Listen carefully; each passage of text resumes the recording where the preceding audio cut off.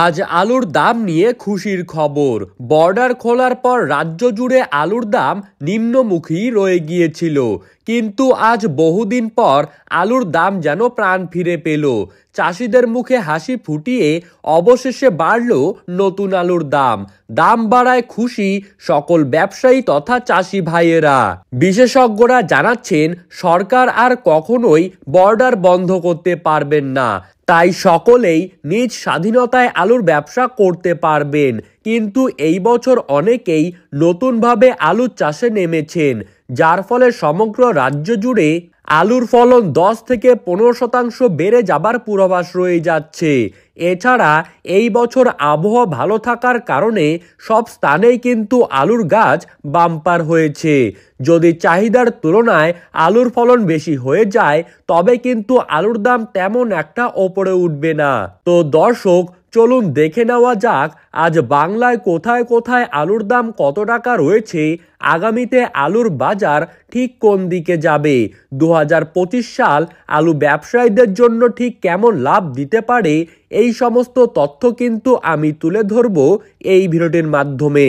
তাই বিস্তারিতভাবে জানতে হলে অবশ্যই ভিডিওটিকে শেষ পর্যন্ত মনোযোগ সহকারে দেখতে থাকবেন এবং আমাদের ইউটিউব চ্যানেলটিকে সাবস্ক্রাইব করবেন। তো চলুন এক নজরেই দেখে নেওয়া যাক।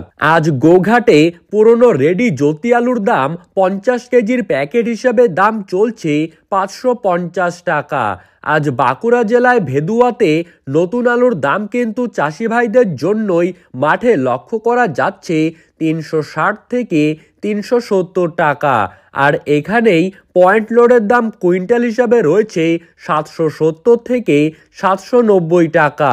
হুগলি জেলার আরামবাগে পোখরাজ আলুর দাম কিন্তু আজ মাঠেই চাষি ভাইদের জন্য রয়েছে 460 থেকে 480 টাকা। আর পয়েন্ট লোডের দাম এখানে রয়েছে 540 থেকে 550 টাকা। বর্ধমানের জামালপুরে পোখরাজ আলুর দাম আজ চলছে 430 থেকে 450 টাকা।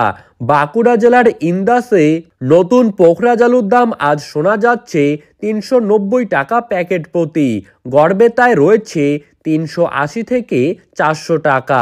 বাঁকুড়ার রায়পুরে পোখরাজ আলুর দাম আজ চলছে 370 থেকে 380 টাকা। ঝাড়গ্রামের বিনপুরে আজ আলুর দাম রয়েছে 360 থেকে 375 টাকা। বীরভূমের সাঁইথিয়াতে রয়েছে 375 থেকে 395 টাকা। উত্তরবঙ্গের মাথাভাঙায় নতুন পোখরাজ আলুর দাম চলছে 450 থেকে 470 টাকা।